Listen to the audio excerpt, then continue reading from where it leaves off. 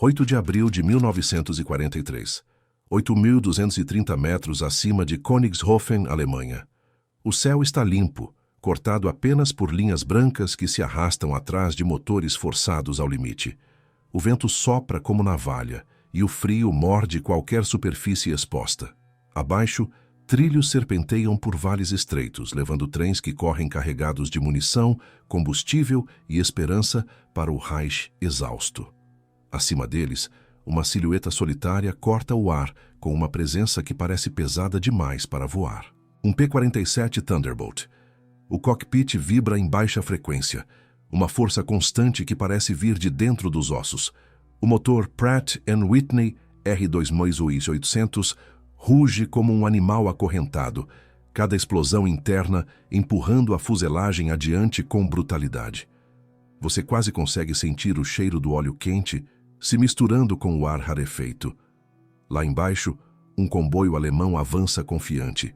Lá em cima, o gordinho que ninguém levava a sério prepara seu mergulho. Mas antes daquele momento suspenso entre altitude, metal e destino, havia meses de desprezo. Os pilotos da Luftwaffe tinham visto o Thunderbolt pela primeira vez com uma mistura de estranhamento e ironia. O Focke-Wulf FW-190 era esguio, agressivo, quase predatório no ar. O Bf-109, rápido e nervoso, parecia feito para caçar. O P-47, por outro lado, parecia uma anomalia. Sua fuselagem arredondada, seu nariz enorme e a altura do trem de pouso causavam risos sinceros nas primeiras unidades que cruzaram com ele. Parecia pesado, lento, parecia mal projetado. Parecia, acima de tudo, um alvo fácil. A reputação se espalhou pelos campos de aviação alemães. Em relatórios informais, pilotos experientes descreviam o novo caça americano como um refrigerador com asas. Nas barracas e hangares, entre mecânicos sujos de graxa e comandantes que traçavam rotas sobre mapas marcados com pressa, o P-47 virou motivo de piada. O gordinho, o barril voador, o avião que preferia cair a voar. E havia uma razão para isso. Os primeiros confrontos em altitude realmente enganavam. O Thunderbolt parecia lento em manobras apertadas, sua subida era preguiçosa e seu tamanho colossal fazia qualquer piloto acreditar que um mergulho bem colocado bastaria para derrubá-lo. A Luftwaffe, orgulhosa de suas táticas de superioridade aérea, acreditava que aquele caça era apenas mais um obstáculo descartável. Mas havia algo que ninguém do lado alemão percebia. O P-47 ainda não tinha mostrado a que veio.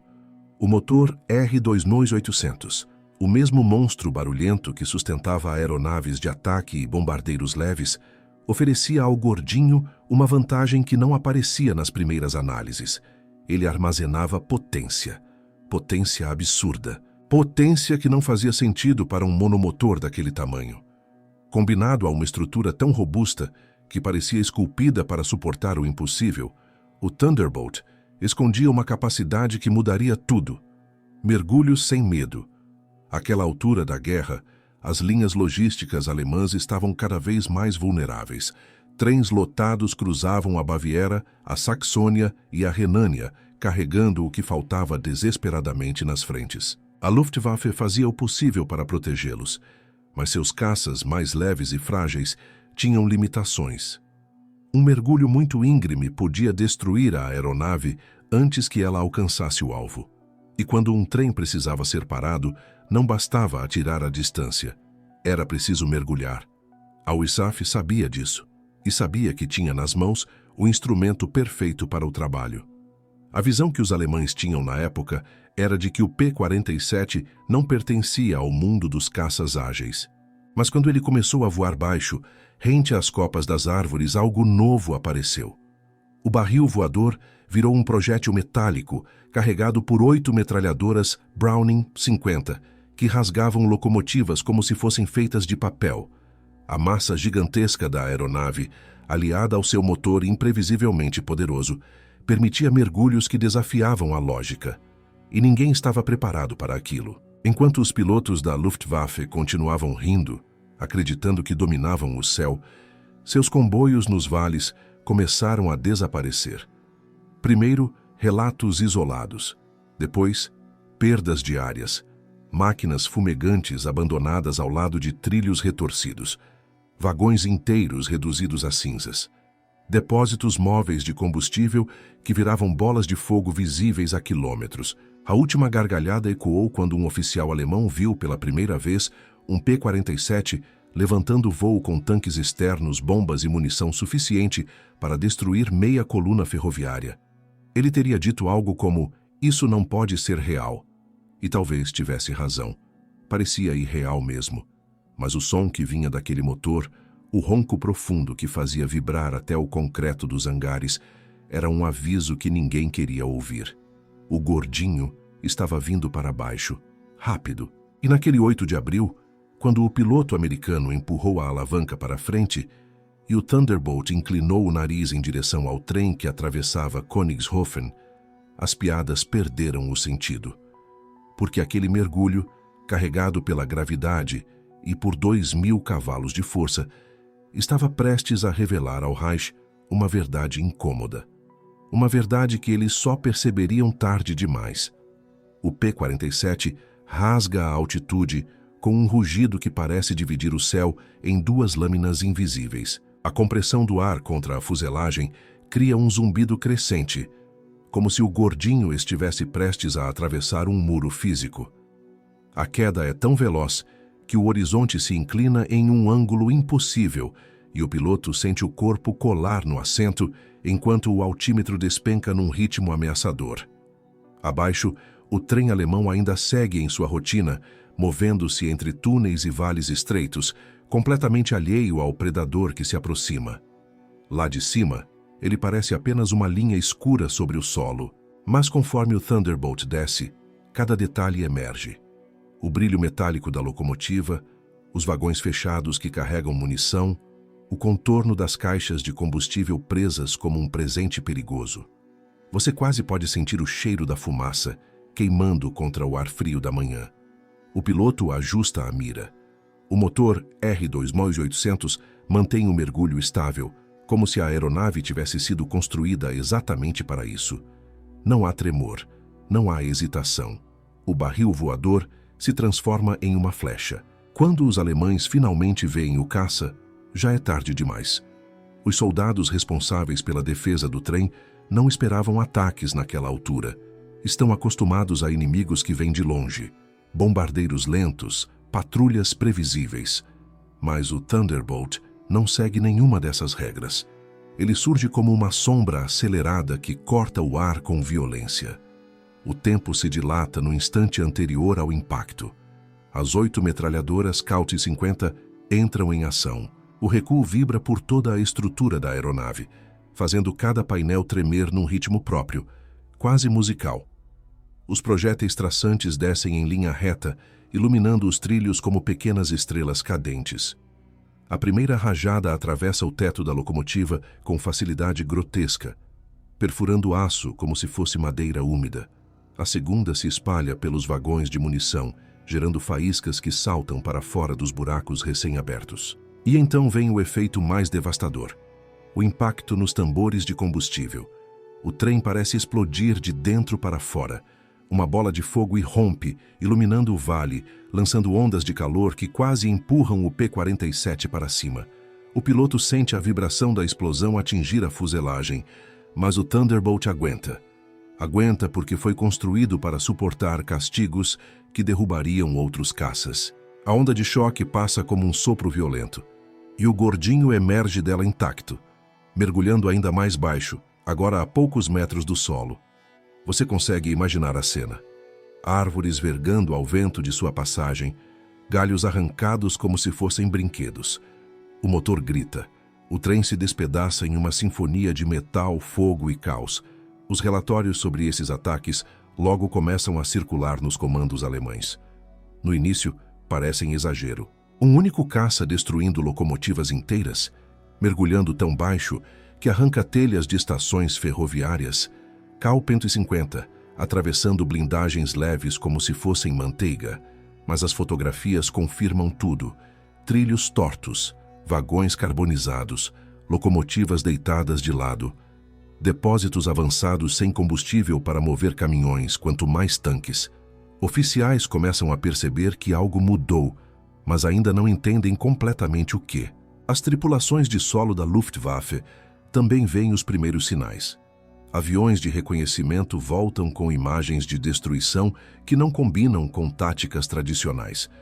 A pergunta surge em reuniões de Estado-Maior: qual caça está fazendo isso? A resposta causa silêncio. O mesmo caça que eles ridicularizaram. O mesmo gordinho que parecia lento. O mesmo barril que não deveria ser uma ameaça. E agora surgia uma dúvida incômoda, quase irritante. Se o P-47 era o caça errado para o duelo clássico em altitude, poderia ser justamente o caça perfeito para destruir aquilo que a Alemanha não podia perder? Naquele momento, enquanto o Thunderbolt desaparece por trás de uma colina e o trem ainda arde em chamas, o Reich está prestes a descobrir que a guerra aérea não seria mais decidida apenas nos céus, mas também nos trilhos. E o gordinho estava apenas começando a mostrar o que realmente poderia fazer. O vale ainda tremia com o eco distante da explosão quando o P-47 subiu novamente, agora carregando nos flaps e nas asas o calor do caos que deixara para trás. No cockpit, o piloto ajusta os instrumentos, respira fundo, recupera o controle fino após o mergulho brutal. Lá embaixo, a locomotiva destruída permanece como uma cicatriz fumegante sobre a paisagem alemã. Um único ataque, um único caça, uma transformação irreversível. Nos dias seguintes, as ferrovias do Reich se tornaram território de caça para os Thunderbolts. Eles voavam tão baixo que seus pilotos relatavam ver rostos de civis nas janelas das casas, ver roupas penduradas balançando no impacto da turbulência, ver soldados alemães se jogando para trás enquanto as asas quase tocavam o chão. Era uma guerra íntima, aproximada, violenta. A Luftwaffe, acostumada a duelos elegantes em grandes altitudes, se viu presa em um novo cenário. Um cenário onde o inimigo não vinha do alto, mas da própria linha do horizonte. De todas as unidades mobilizadas, nenhuma se adaptou tão rapidamente quanto os grupos de caça da 9th Air Force. Seus pilotos perceberam que o Thunderbolt era mais que um caça. Era uma máquina de ataque ao solo mascarada de monomotor. Suas longas asas e fuselagem robusta absorviam danos que destruiriam outros aviões. Havia relatos de P-47 retornando com cilindros inteiros do motor perfurados, metralhadoras arrancadas, painéis faltando e, mesmo assim, pousando. Para os alemães, a mudança foi repentina e devastadora. As linhas ferroviárias, antes relativamente seguras, tornaram-se passagens de risco. Cada curva podia esconder um Thunderbolt vindo em velocidade suicida, pronto para transformar vagões carregados em cinzas. O que antes era motivo de piada virou um símbolo crescente de medo. Equipes de reparo passaram a trabalhar dia e noite, tentando restabelecer trechos destruídos. Oficiais ferroviários começaram a redirecionar trens por rotas secundárias, mais longas, mais lentas, mais vulneráveis. E a cada nova interdição, uma pergunta se espalhava entre motoristas, soldados, engenheiros e até mesmo civis: onde estão os caças alemães? A resposta silenciosa era incômoda. Enquanto a Luftwaffe lutava para defender cidades e fábricas contra bombardeiros pesados, simplesmente não havia aeronaves suficientes para proteger quilômetros de trilhos. A superioridade industrial dos aliados já se fazia sentir nos céus, e agora, nos vales. Os pilotos da Luftwaffe rapidamente perceberam o erro de avaliação. Não era apenas que o P-47 não fosse lento, não era apenas que não fosse frágil. O problema era mais profundo. Eles haviam subestimado completamente o propósito real da máquina. Haviam julgado pela silhueta, pelo tamanho, pelo que parecia ser. E nesse julgamento precipitado, ignoraram a lógica implacável da guerra moderna. Potência é uma arma, e o Thunderbolt tinha potência em excesso. Quando as primeiras patrulhas alemãs tentaram interceptar os ataques, enfrentaram um novo problema. Em baixa altitude, o P-47 se movia com agressividade inesperada, usando mergulhos curtos e arrancadas brutais que o FW-190 e o Bf-109 não conseguiam igualar sem colocar seus motores em risco. O R-2 Meuse 800 era praticamente indestrutível nesses esforços. Os caças alemães podiam até tentar segui-lo, mas desciam com medo do próprio limite. O Gordinho não tinha esse medo.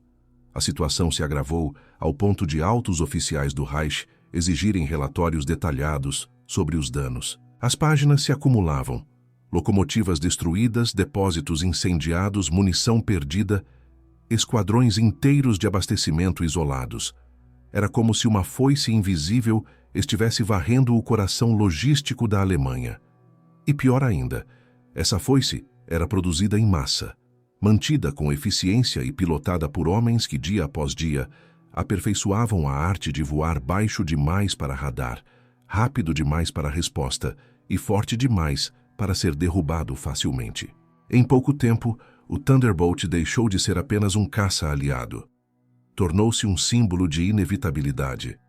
A imagem daquele monstro metálico descendo entre árvores, cuspindo fogo pelas asas, rasgando trilhos e calando motores, virou um aviso claro. Nenhum trem estava seguro. Nenhuma linha de suprimento estava longe demais. Nenhum vale era profundo o bastante. E assim, o apelido que começou como piada virou profecia. O Gordinho não era lento, nem tolo, nem desajeitado. Era pesado, sim. Mas era o tipo de peso que esmagava. Era o tipo de força que mudava rumos de batalhas. Era, definitivamente, o tipo de máquina que ninguém deveria ter ridicularizado. Ao final da campanha, quando oficiais alemães analisaram as causas da interrupção brutal de suas operações, os relatórios mostraram um padrão simples e perturbador. Onde havia um P-47, havia trens destruídos. Onde havia trens destruídos, havia recuos. Onde havia recuos, havia derrota. E tudo isso começou com risos. Risos que desapareceram no dia em que o Thunderbolt mergulhou pela primeira vez, com seu nariz pesado apontado para o solo e suas 8 metralhadoras prontas para transformar aço em pó. Risos que foram substituídos pelo silêncio tenso dos vales, pela fumaça que subia dos trilhos e pela certeza de que subestimar o inimigo jamais é gratuito. No fim, o P-47 não apenas destruiu trens alemães. Ele destruiu a confiança deles. Ele destruiu a ilusão de controle. Ele destruiu a crença de que a Luftwaffe entendia todos os seus adversários. O barril voador tinha provado, de forma irrefutável, que na guerra, aquilo que parece improvável pode ser justamente o que muda tudo. E quando ele desaparecia por trás das montanhas, deixando apenas fogo, vento e trilhos retorcidos, uma pergunta inevitável ecoava entre os sobreviventes. Se isso era apenas um caça, o que mais os aliados tinham guardado? O Reich jamais descobriu a tempo.